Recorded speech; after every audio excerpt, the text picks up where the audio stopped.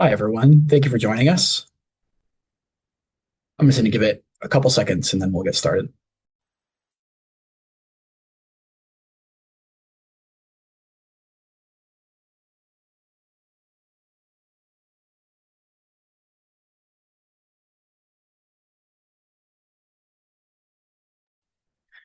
All right.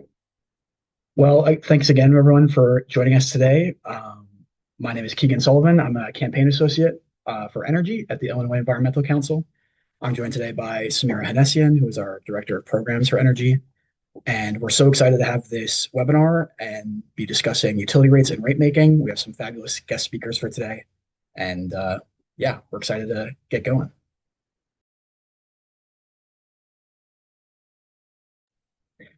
I'll run through the agenda for us real quick. We're going to start with an about us for IEC, just discussing what IEC does. I'm going to introduce our guest speakers for the day, and then they're going to run us through an understanding of how rate making works, how rate making and utility rates have to do with building decarbonization, and what that means for climate folks like us and environmentalists across our state. And then we're gonna dig into the people's gas and Nicor gas issues going on right now in Illinois, and we'll end with a call to action, and we're gonna discuss some next steps that folks can take.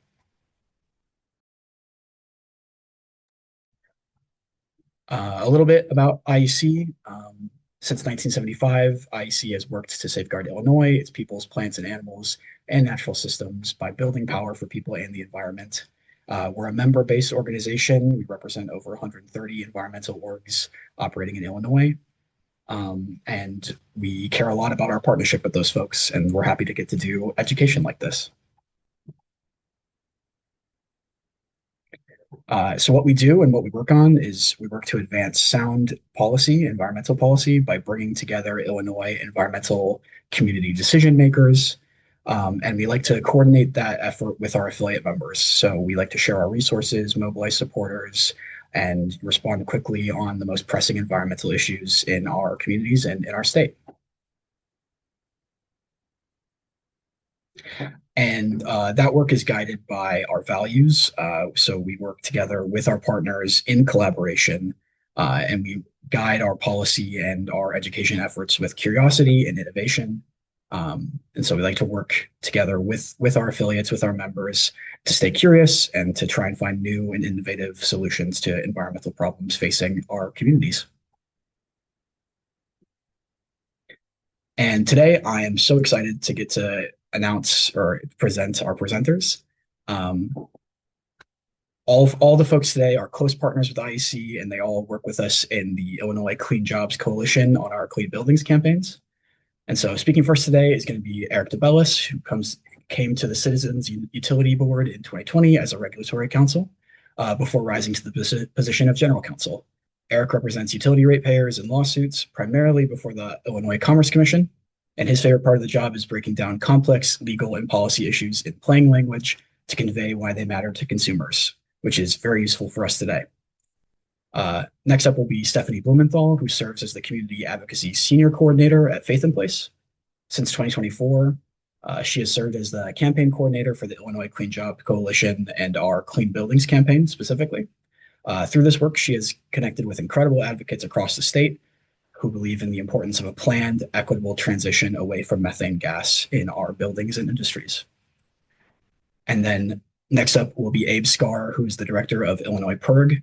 He has co-authored multiple reports on Illinois utility policy and leads coalition campaigns to reform the People's Gas Pipe Replacement Program. As PIRG's Energy and Utilities Program Director, Abe supports PIRG energy and utility campaigns across the country. And we're so lucky to have these folks here today. And Eric, why don't you go ahead? Sure. Thank you so much. So my name is Eric DeBellis. Like you said, I'm the general counsel of the Citizens Utility Board. People call us CUB. CUB is the nonprofit ratepayer advocate for anyone who is an electric, gas, and or water utility customer in the state. We were created by state law, but we are not part of the government. So we're a nonprofit. And if you're watching this and you live in Illinois, I work for you. So Um, so if you could go to the next slide, we're going to get into gas rates and how rate cases or the litigation that determines what you pay on your bill works. So first off, we'll get into what the charges on your bill are, what they mean, uh, which of those charges actually go to your gas utility, right? Whether you're in People's Gas, North Shore, Nicor, or Ameren, Illinois, or Mid-American. Um, and then how and why those rates that go to your utility can increase over time. And then the process for reviewing and approving those rate changes, which is those are the cases that I litigate. And I should say, Cub, I'm half of our legal department. There's two of us. So all the stuff that we're going to be talking about, Cub handles with two people. We could go to the next slide.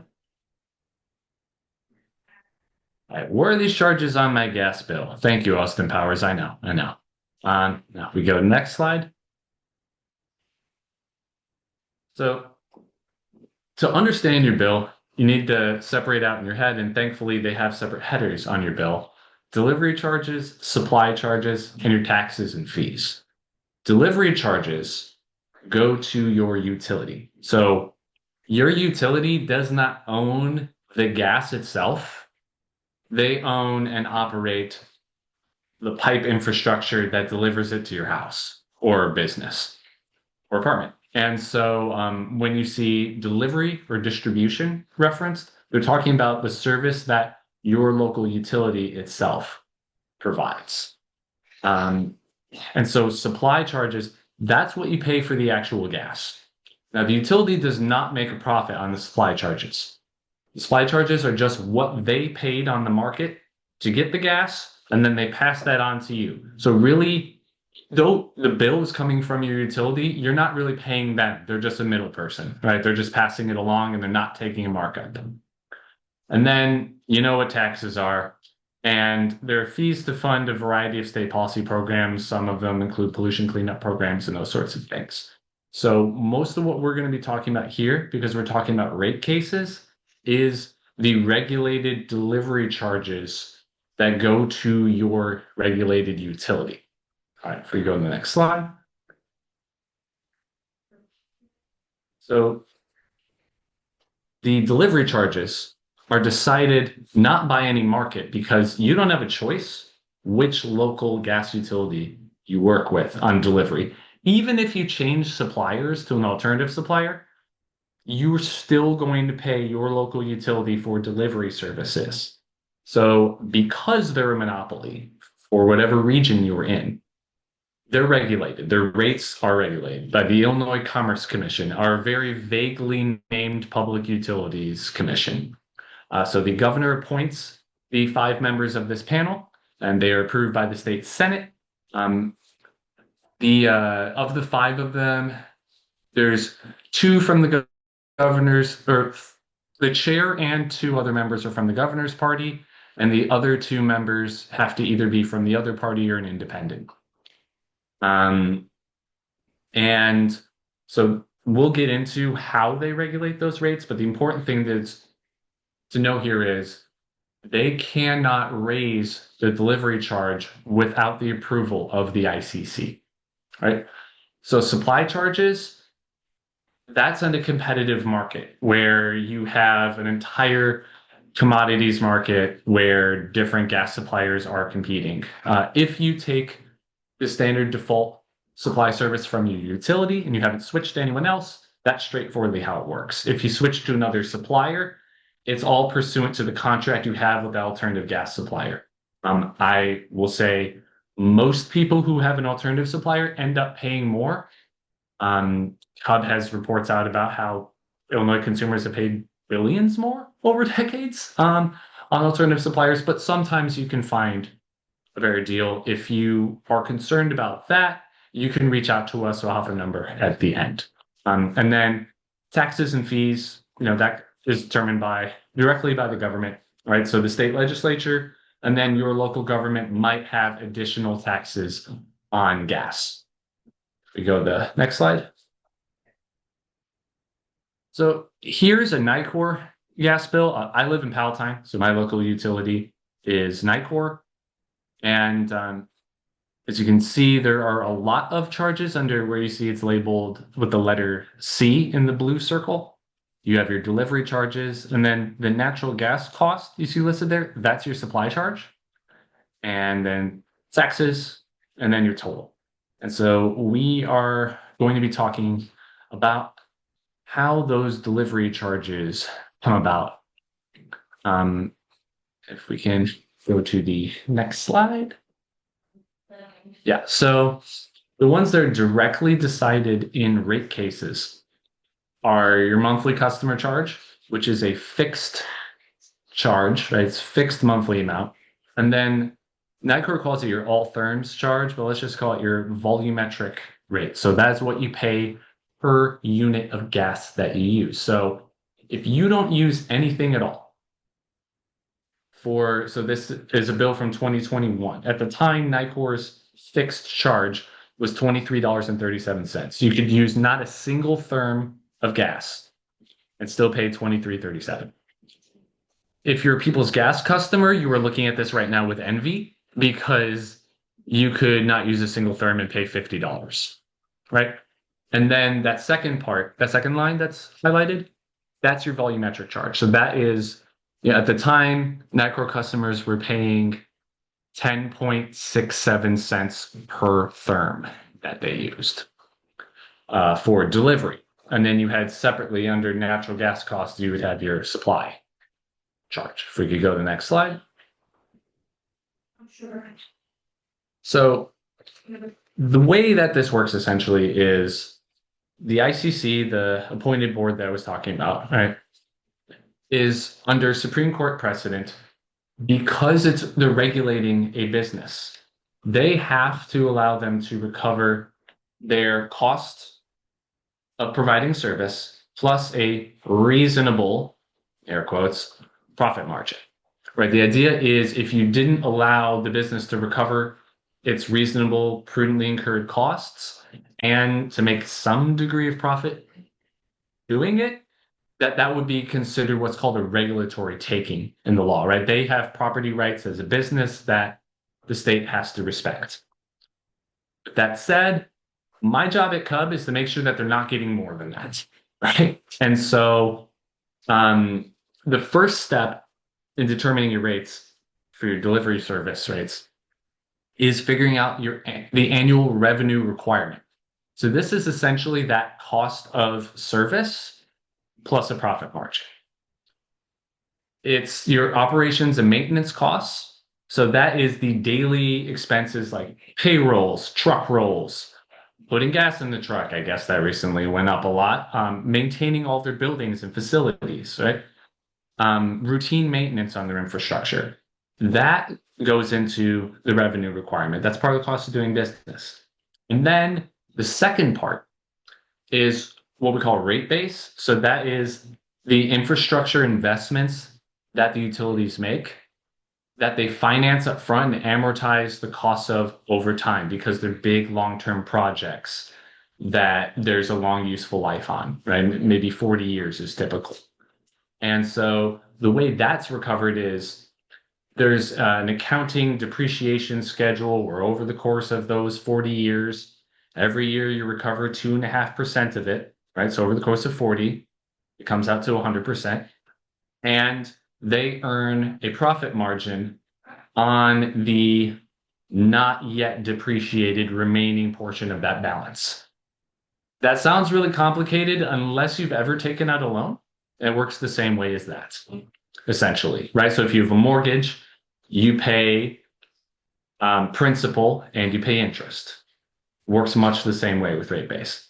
And so the annual depreciation and interest, so the annual payments that you're making on rate base, are added to the operations and maintenance, and that's the revenue requirement for the year, right? That's their cost of doing business with a built-in profit margin. So then after that's determined, the ICC allocates that total revenue requirement for each year to the different groups of customers. So residential, commercial, industrial, within residential, you'll have folks in multi-unit buildings, people in single-family detached homes, businesses. It depends on the size. And so they do this whole cost of service study to determine how those different rate classes are actually contributing to that cost of service. Like who's more expensive to serve per customer and vice versa. And then they allocate those costs to those classes that way. Then they determine the breakdown between the fixed charge that you saw and how much of it's volumetric. And then they divide each rate class's share by the estimated head count, like number of customers for the fixed charge, and for the volumetric charge by their usage, right? So however many therms they estimate that rate class is going to use over the course of the year, that's how they back it into the per therm rate that you pay. So it all starts from a total cost of doing business for the year, and then the rest is backed out from there. It doesn't start from the price. If that makes sense. So I realize that's all very complicated. And this is what I do for a living all the time. But the important things to know here are really, for your purposes, the fight over how much you get charged by your utility for for delivery service is a matter of what is it investing in the system, right? How much is it paying to build infrastructure? How much of it is actually necessary? How much of it can be deferred? And what that profit margin is, right? And their day-to-day expenses. That's what we're auditing. That's what we're litigating over all the time. So if we go to the next slide. All right, so the rate case process, from the perspective of a utilities executive, it's we file for a rate increase, and then they don't really know what happens, but they make more money. So if we go to the next slide. From our perspective, there's a few more steps.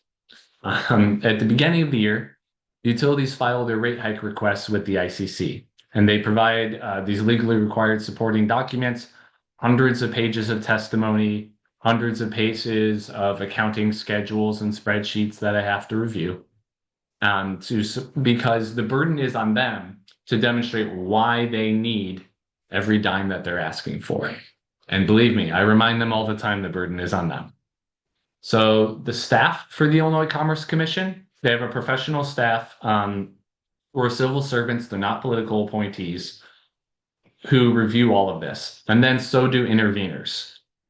Hub is an intervener in every one of these cases, right? And so then we review that with our expert witnesses and try to find whatever people are being overcharged for and what isn't sufficiently justified. We investigate all of that, line item by line item. In the spring, we file our testimony, and the parties go back and forth, justifying the expenses and challenging those justifications. Then at the end of the summer, we have an evidentiary hearing where the record's final. We have any live cross-examination of expert witnesses. In the fall, we file all of our legal briefs. That's a very busy time for me. And then around the holidays, we get a final order from the ICC that determines what rates will be for the next year.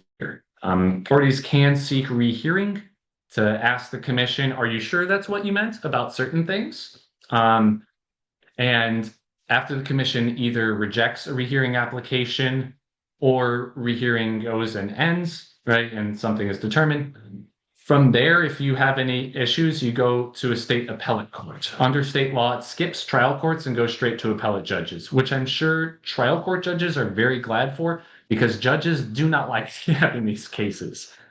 Because as you probably picked up on, they're a little technical. All right, if we go to the next slide.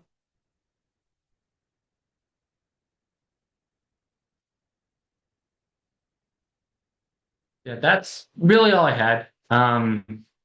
I know it's like a 10,000-foot view of something that's all about granular details in practice, but if anyone has any questions at all, please, please, please feel free to reach out either through the chat or you can email me. Yeah, well, thanks. I know that's a lot of information, but that's sort of the general overview. When we talk about a rate increase and a proposed rate hike at the ICC, this is what we're doing. Thanks.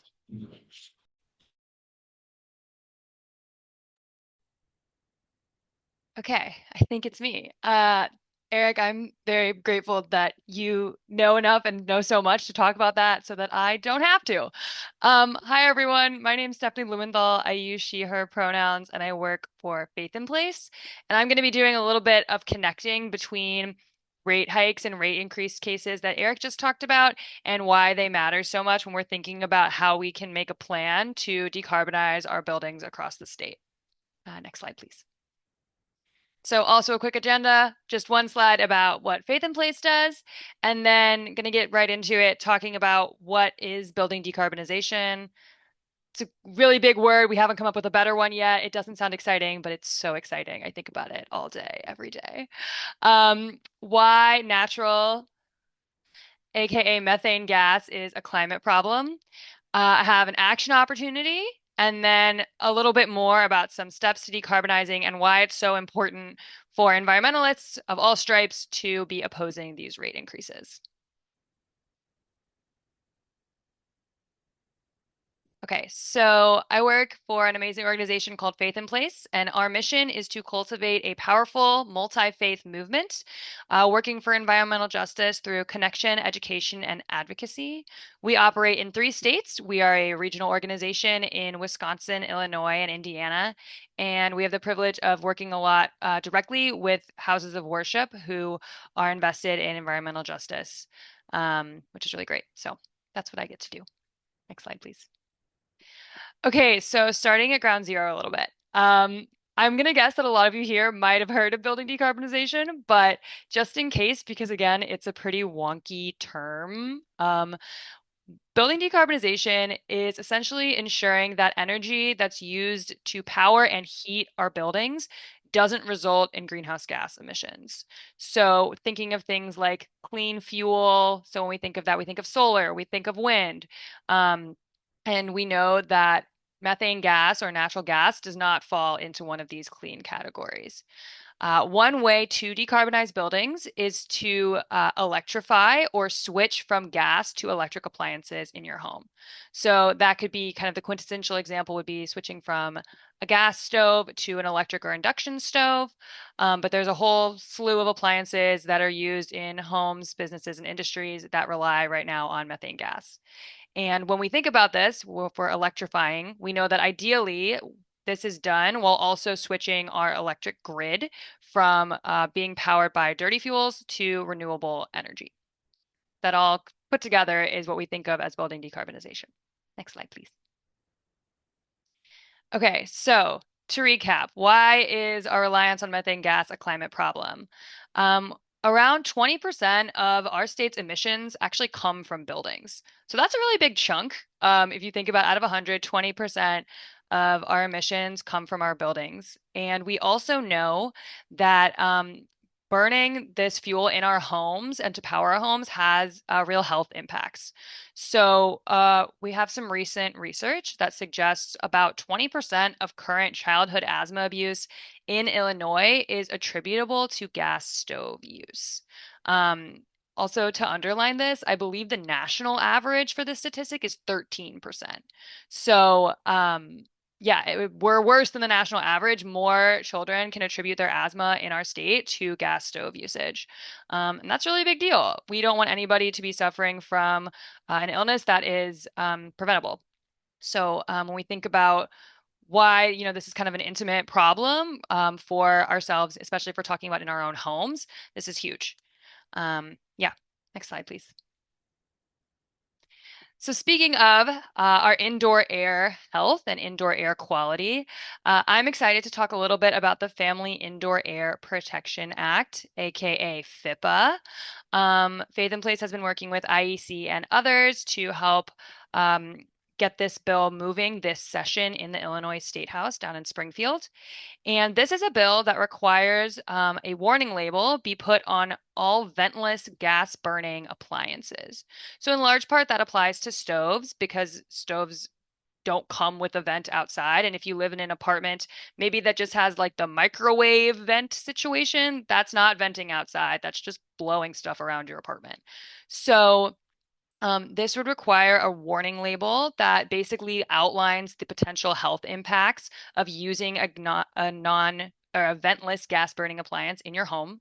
The goal of this is to provide transparency to consumers so that everybody can make informed decisions when purchasing products for their homes and families. If you're interested, we've got information, an action alert, and a fact sheet all at this QR code. Or I know we're going to drop that link later as well if you're listening to this on your phone and you can't also scan while you're listening on your phone. But this is a really important way that we can be taking action. It's a small step, but education is so important when it comes to the impacts of natural gas in homes. So a quick action opportunity there. So, okay, a quick breakdown. How we decarbonize our buildings. This is a big deal. Decarbonizing our buildings is not a one and done. There's going to be a lot of steps between here and when our buildings are fully decarbonized, and we know that. And so, in the Clean Jobs Coalition, we've sort of outlined this very big overview version of what the key kind of milestones are on that journey. And the first one is to stop digging the hole, which I'm going to talk about a little bit in a second. The second we see as redirecting investment, and the third would be to pass legislation. Next slide, please.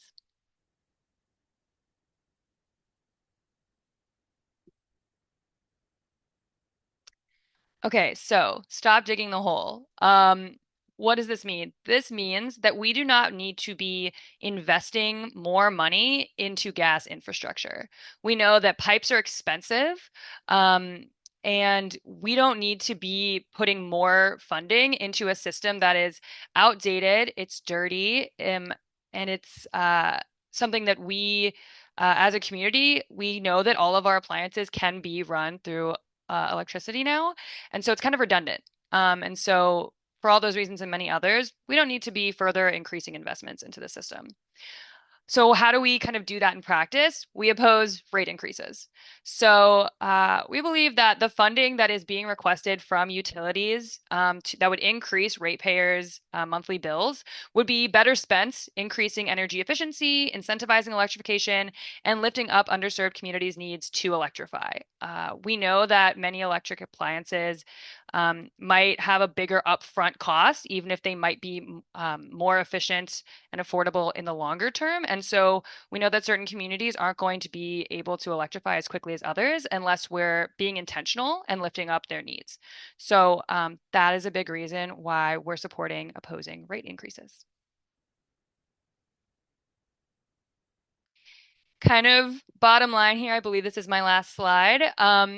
We have the technology right now to power our grid with clean and renewable resources and to replace appliances that rely on dirty methane gas in our homes and businesses. We have that technology now. And we know that methane gas is a fossil fuel that hurts our state's progress on climate and carbon reduction goals, and it is not a clean or renewable resource. So, for those reasons, I hope that all of you will join me in supporting the work of both Eric and Abe's organizations, as well as the Clean Jobs Coalition, and oppose rate increases. If anybody has any questions, you can always feel free to reach out to me. And yeah, hopefully this helped create a little bit of a bridge between rate hikes or rate hike opposition and building decarbonization. Excellent. And I'll pick it up here. My name is Abe Scar. I'm the director of Illinois PIRG. We're a citizen-funded public interest advocacy organization.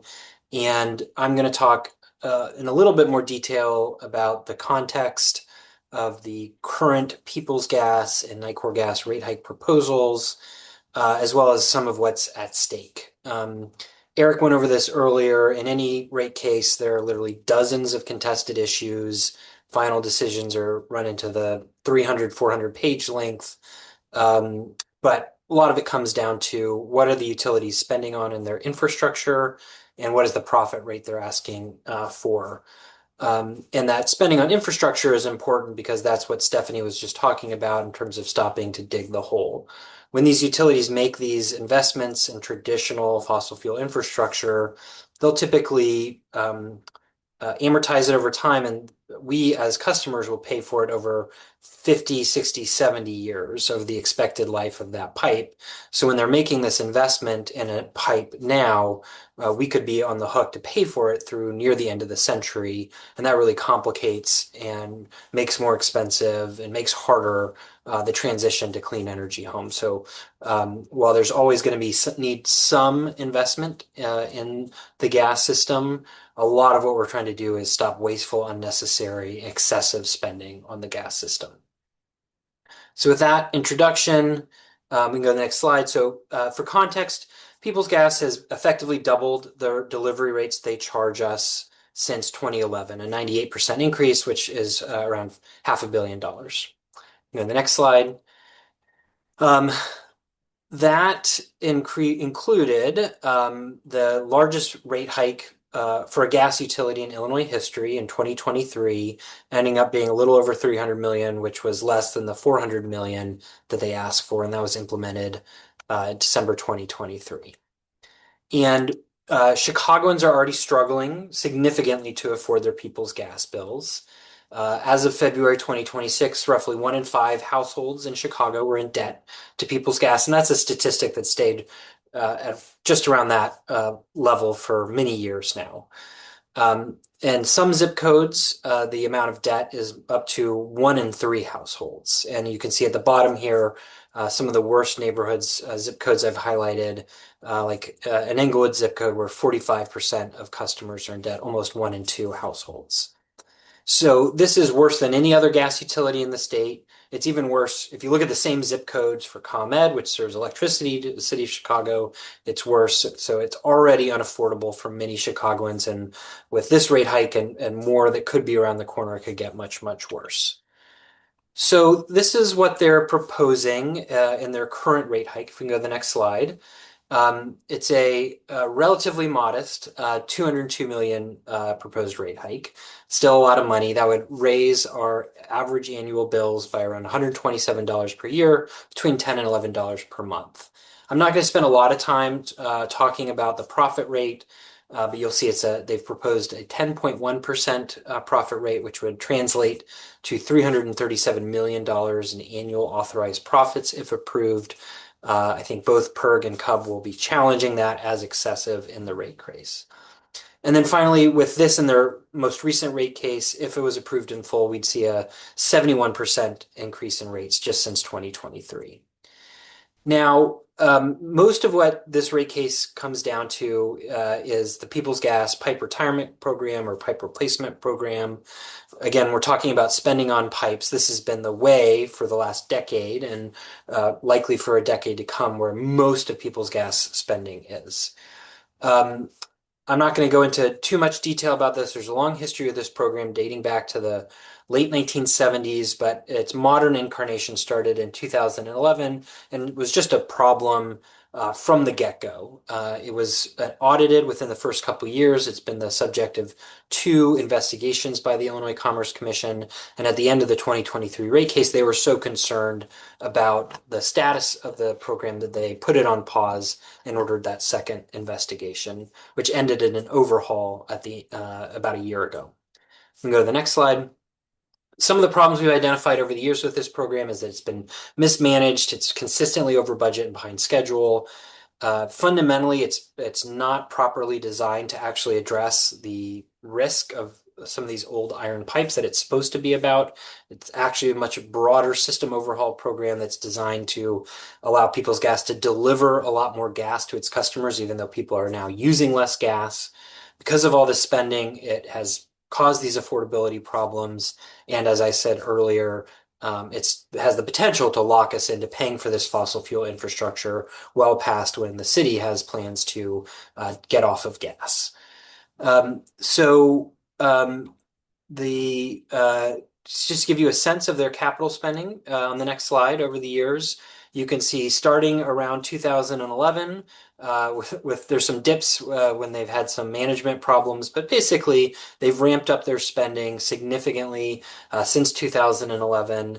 And that's been through this program. And you go to the next slide, which is the reason why. The more utilities spend on their infrastructure, not only is that what drives our rate increases, it drives their profits. And again, 7 out of the last 9 years, they've made record profits. And that green line is what they're proposing for 2027, what they want to be authorized to earn every year going forward. So I mentioned this investigation. This ended in February of last year. The top lines here was that the commission did direct Peoples Gas to significantly change the program to refocus it on safety, not expansion, to retire all of its iron pipes by the end of 2035. And they stressed retirement, not replacement. This is a really important distinction. Retirement means stop using it. One way you can retire a pipe is by putting in a new pipe, and that's what Peoples wants to do because it's the most expensive, most profitable method. But it's not the only method, and in many cases, it's not the most cost-effective method to retire those pipes. And so that's a lot of what we're arguing about in this year's rate case. The ICC also appointed a safety monitor who's basically like an ongoing auditor to oversee the program going forward. What we're seeing in this proposal this year is that, unfortunately, despite this order to reform Peoples Gas, is essentially proposing more of the same. They're still coming forward with a replacement first project that defaults to replacing pipes. They're still doing that in a way that does this broader system overhaul, prioritizing expansion. And this is a problem for a couple of reasons. One, it's way too expensive. You saw the chart I showed earlier showing that they were, spending in recent years, on average, around $265 million a year on this program. They're saying that they're going to need to spend over $500 million per year every year between 2028 and 2035. If they do that, our bills are going to skyrocket like nothing you've seen. We don't have a number crunch for this yet, but we will. It's going to be eye-popping. It just won't work. They've been spending money literally as fast as they can over the last decade and have not been able to replace more than 60 miles of pipe per each year.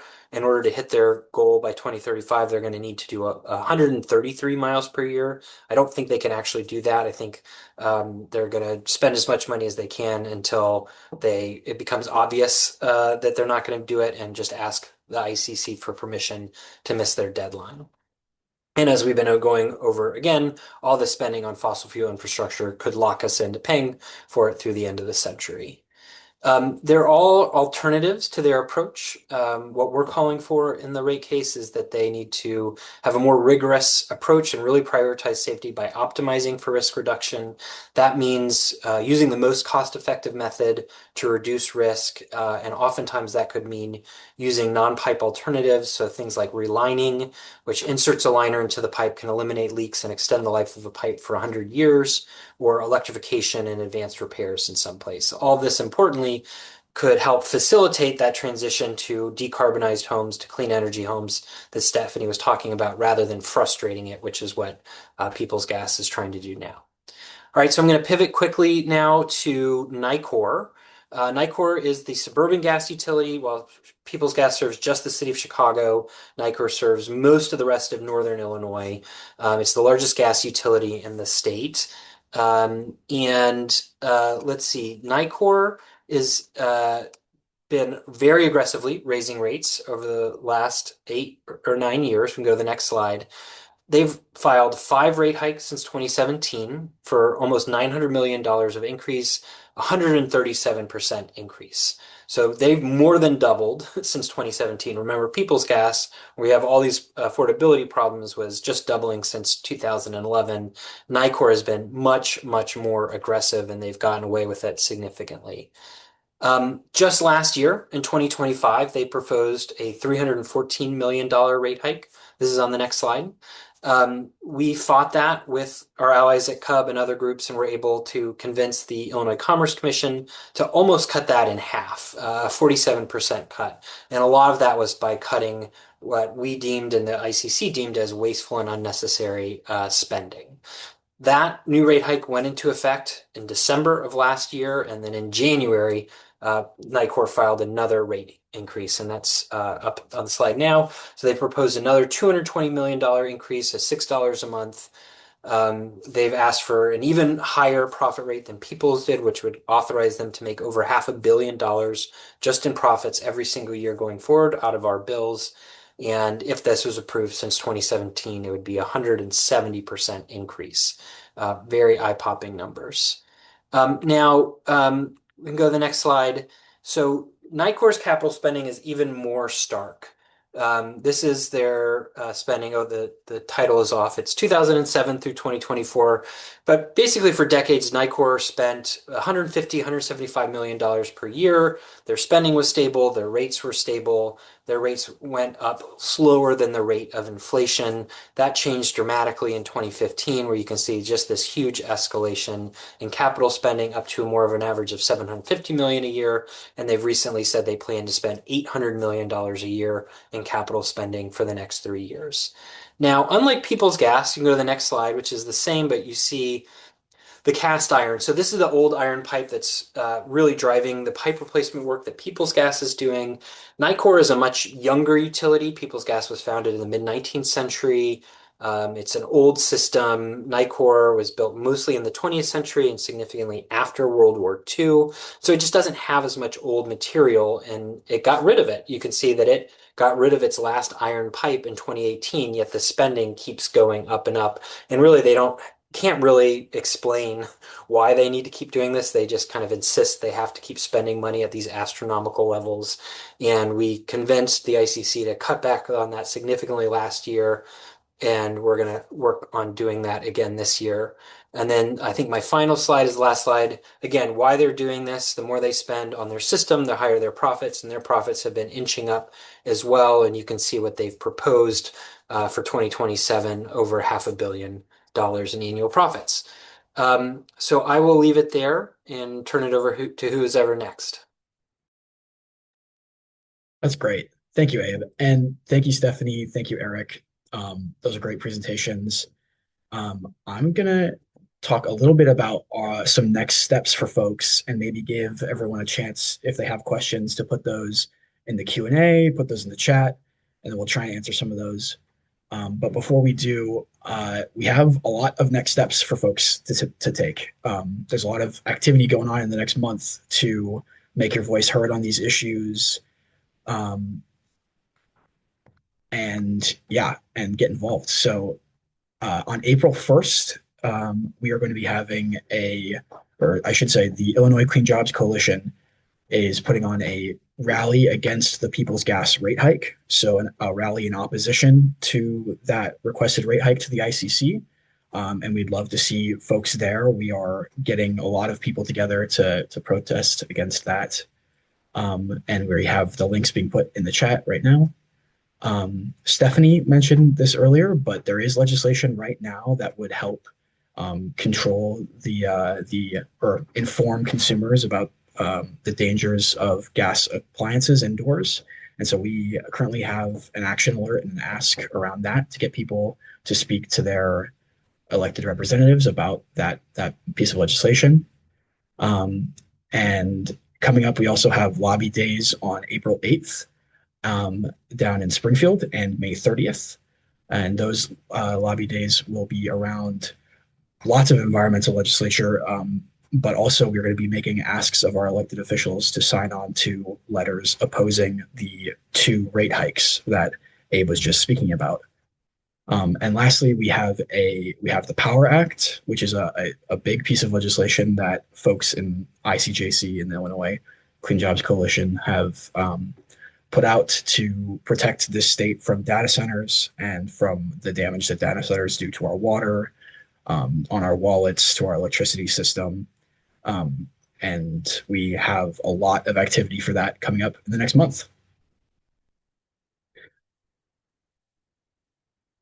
Very cool. And thank you, Hannah, for putting those in the chat.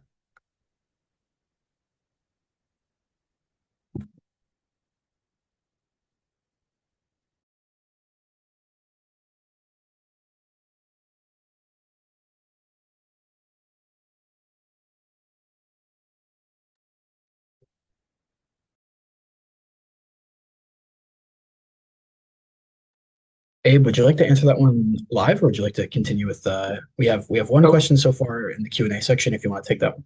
sure, I can do that, and Eric may have something to say here. So the basic answer, as I understand it, is no. Surja is primarily an electric sector and bill, mostly dealing with electric utilities and power generation. There was some changes made to gas energy efficiency programs that allow some increased investment. But as it stands right now, the gas utilities don't profit off of their energy efficiency investments like the electric utilities do. So that's my understanding. And again, Eric, I'm sure can correct me or add on if there's anything that I got wrong. Oh, I'm seeing that there was a question in the chat was, does Surja play into increasing profits the gas utilities are allowed to get if they commit to meeting certain income eligible spending goals? So Eric, I don't know if I got that covered or if you have anything to add. Yeah, I didn't have anything to add to that. No. Thank you. Great. Yeah, we have another question, which is a very important question when it comes to talking about building decarbonization. Someone would like to know about improving the electrical infrastructure in Illinois. It feels significant with existing buildings and the potential issue with energy draining data centers. So, would any of the panelists like to take on this question about, you know, building up our electricity alongside the building decarb, and maybe even talking a little bit about how data centers play into that? I can speak to that a little, if that's right. Yeah, Abe's smiling because he's like, yeah, this is Eric's problem. Um, all right. So electrical infrastructure in the state. I mean, the big question here is who pays how much, how soon, right? And the who pays part is huge. So there's this principle in utility regulation of cost causation, right? The customer who their request for service and they're getting onto the system caused the increase in the cost to the system should pay for it. And that is the core principle of what we're pushing for in the Power Act on this issue, particularly pertaining to what we call hyperscale data centers. So data centers that are have a max demand of 50 megawatts or more, which for reference is really, really big. That, big enough that an entire gas plant would be dedicated just to that one customer, right? And so when we're putting in tens of millions of dollars, even in some instances, nine figures, um, in infrastructure spending to serve one really, really large customer, they should be paying for it, right? And I can separately, another time we can get into all of the details of how that works, but that's the core principle there. Within rate design in under existing law, we still try to get at that in various ways, but there's a lot more with the specific challenge that these huge data centers pose that legislation would get into. And then we get into the pace of spending, the justification for individual infrastructure improvements. Similarly at CUB, we don't want the system to fall apart either, right? But we don't want what's called gold plating. So I talked earlier about how the utilities get a profit margin specifically on what goes in that cost bucket called a rate base, right? And a lot of that is infrastructure. Everything else is a pass through. They don't make profit on. So the way they make money is they spend more and more and more on infrastructure. And so it is our job and the ICC's job to police whether they are overspending on infrastructure, where a different solution would have been more cost effective for consumers, but they pursued this because they're trying to maximize profits. And I'll just add one thing to that in terms of there are needs to invest in the electrical system as we electrify transportation and home heating. But as Eric was saying, it's what are the investments and when are the investments? We don't need to be ready to have everybody to have an electric car in 2028 because not everybody's going to have an electric car in 2028. ComEd has said that they have the capacity to add 1 million heat pumped homes without needing to massively change their capacity. Right now, the system is built to peak in the summer when everyone's running their AC. And right in the winter, we have a lot of unused capacity on the electrical system. We could add a lot of demand through heat pumps without having to make major changes to the system, or we're far away from needing to do that from heat pump adoption. And to Abe's point, a great thing about this dynamic is that if you replace your heating and cooling with a heat pump, you're increasing your winter usage unless you're replacing less efficient electric heating, right? If you're replacing a gas furnace, right? You're using more electricity in the winter when there's this excess capacity, but you're reducing your electricity use at those peaks in the summer. And so that's how it fits in better into that pattern. It sort of flattens it out more over the course of the year.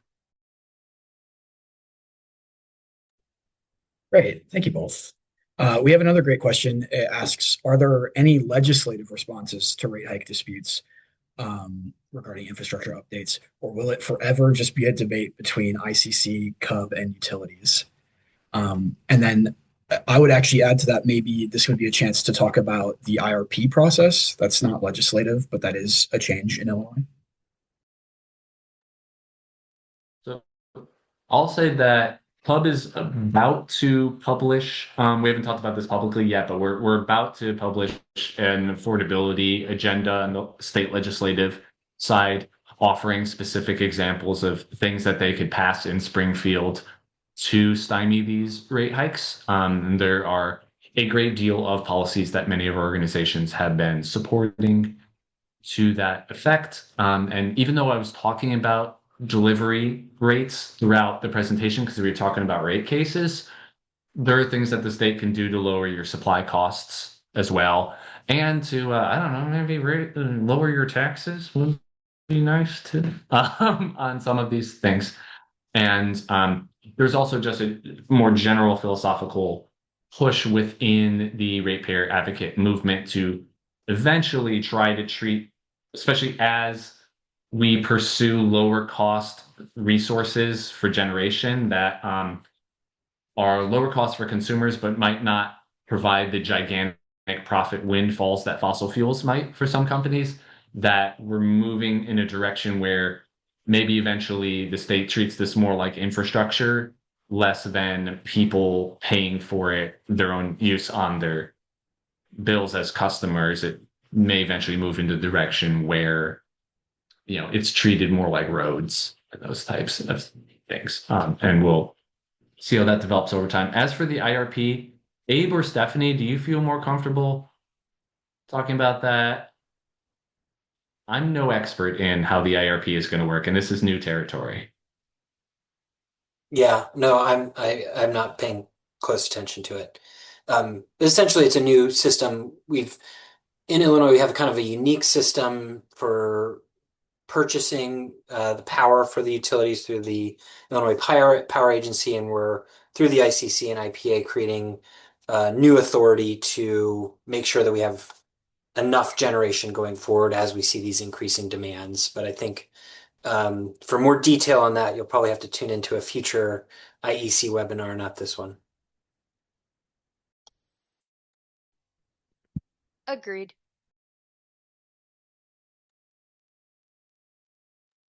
Great. Thank you, folks. Next, we have a question. What about people that need to update their electrical service to accommodate for these updates? Would there be assistance? So I think that's in reference to the electrification stuff that we were talking about earlier. That's a question that I think people ask a lot, is about trying to get their homes ready for electrification or ready for that kind of service. Would anybody like to take that one on? I'm happy to start.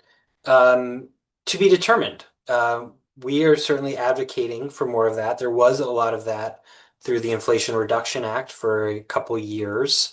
That unfortunately, much of that has gone now. And I do think, given the size of the transition we need to make, federal dollars will be important. But it's unclear that we'll see federal dollars in the near term, at least. And certainly, PIRG and CUB and the Clean Jobs Coalition are advocating for policies that will provide assistance to help individual homeowners with this transition.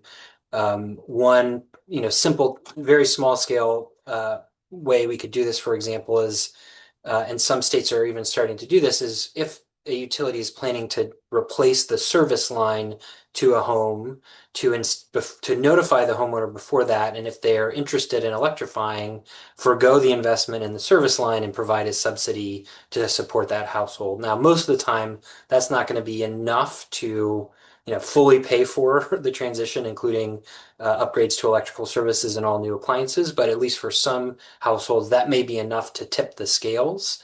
And certainly, we are going to need to do a lot more collectively to invest and making homes more energy efficient, as well as for lower income households or renter landlord situations to assist people in making the transition. There's not anything in law right now, but a lot of our advocacy efforts are towards creating those types of programs.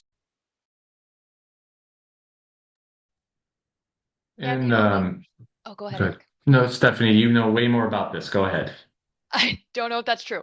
I guess the piece I was just going to add is I know I very briefly mentioned the Clean and Healthy Buildings Act, which is a very large bill that we hope to one day pass. And I know there are several provisions in there. There's a program called the State Navigator Program and others that we designed with the thought process being that we know this is going to be kind of like Abe mentioned, a longer term transition. And it has to be planned in order for it to be equitable. Otherwise, we know that the folks that are able to afford to electrify are going to do that, and they're going to leave the rest of the folks kind of holding the bag for increasingly large gas bills. So I guess I just wanted to kind of highlight that that's, like Abe said, that's something that the Clean Jobs Coalition has continued to noodle on and think about how we can have the best policies possible so that we are ensuring that this transition is something that is applicable for everyone. Great. Yeah, thank you, folks. Those are great questions, and I really appreciate those answers. We're getting into the last couple of minutes here, and at the moment, I don't see anything else in our chat and Q&A. Maybe, Hannah, would you be able to move to the announcements page? I think it's Samira with the screen sharing right now. Apologies. Thank you all for being here. Thank you for taking part in this. We appreciate your participation, and thanks again to our speakers, our presenters today. There's information in the chat again, but we have Chicago Environmental Lobby Week coming up very soon. We have the rate hikes rally. So if this conversation got you feeling a certain type of way about your gas bills and about what's going on with those, please come out on April 1st and join us on that. We have lobby days at the Springfield, so at the state capitol on May 30th and April 8th. We have a sign up for that. We have our action alert for the Faith in Places great bill about labeling gas appliances with the proper information for consumers. And we also have the Power Act, which again, we spoke about data centers earlier, but that issue hangs over all of this. So we have big legislation related to that. Thank you all for being here. And once again, thanks to our presenters, and keep an eye out for our follow-up email that will have all these resources in it and a recording. And enjoy the rest of your day.